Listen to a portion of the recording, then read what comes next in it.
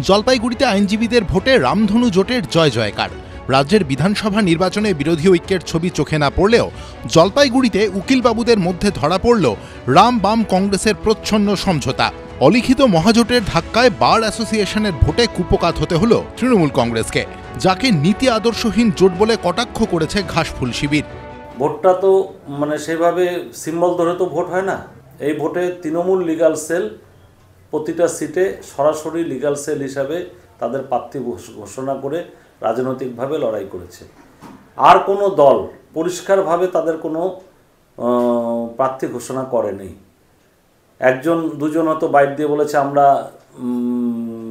জোট করেছি।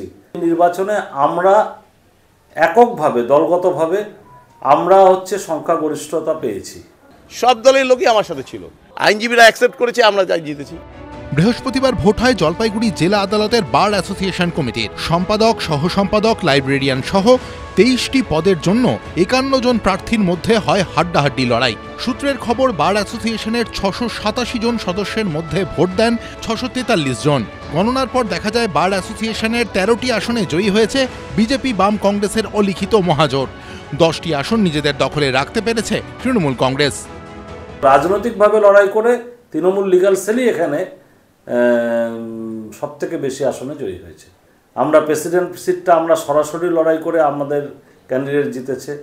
ভাইস প্রেসিডেন্টে যে দুজন জিতেছেন, একজনের বিগত দিনের পরিচয় ছিল বামপন্থী বলে, এবার দেখা গেল সে বিজেপির রঙের একটা ব্যানারের মধ্যে নাম প্রকাশ করে নির্বাচনে লড়লেন। তার রাজনৈতিক পরিচয় কি সে এখনো পর্যন্ত ঘোষণা করেনি। জলপাইগুড়ি বার অ্যাসোসিয়েশনের সভাপতির আসনে তৃণমূলপন্থী আইনজীবী বসলেও সম্পাদক পদে নির্বাচিত হয়েছেন বিজেপি বাম কংগ্রেস সমর্থিত নির্দল প্রার্থী। ওই রাজনীতি বললে হবে না, কোর্টে কিন্তু জনসংযোগ করতে হবে। তারা রাখেনি, তারা পরাজিত হয়েছে।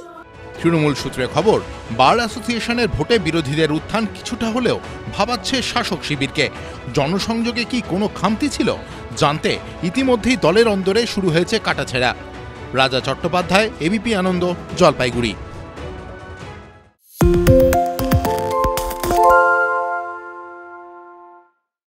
সত্য অন্তহীন, সত্যের খোঁজও তাই, সত্য সন্ধানে তাই আমরা অক্লান্ত, অকুতভয়। এবিপি আনন্দ নতুন ভাবনার প্রতীক, যা মনে মুক্ত, তথ্যে যুক্ত এবং যাবতীয় সীমানার বাঁধন থেকে মুক্ত।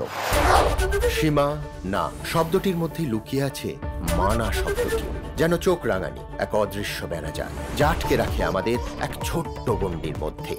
একমাত্র সঠিক খবরই গড়ে তুলবে এক মুক্ত সমাজ। সেই জগৎ গড়ার লক্ষ্যে কোনো সীমানার ঠুকুটি আমরা মানব না। এবিপি আনন্দ এগিয়ে থাকে, এগিয়ে রাখে।